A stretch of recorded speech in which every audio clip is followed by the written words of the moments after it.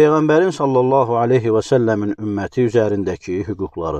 Onun peyğəmbərliyinə qətiyyətlə iman gətirmək və onun şəriətinin bütün digər şəriətləri nəsx etməsinə etiqad etmək. Bunun üçün də onun dediklərini təsdiq etmək, onun qadağan etdiyi şeylərdən uzaqlaşmaq və Allaha yalnız onun buyurduğu şəkildə ibadət etmək lazımdır.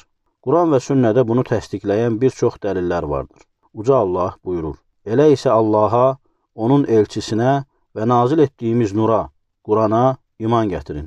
Ət-Təğabun surəsi 8-ci ayə.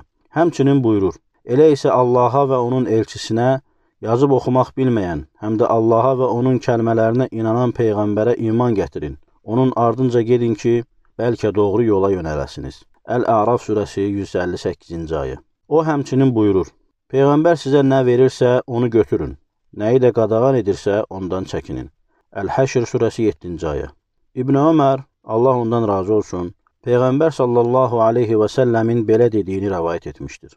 İnsanlar Allahdan başqa ibadətə haqqı olan məbudun olmadığına və Muhammedin onun elçisi olduğuna şəhadət gətirməyincə, namaz qılıb zəkat verməyincə onlarla vuruşmaq mənə əmr edildi.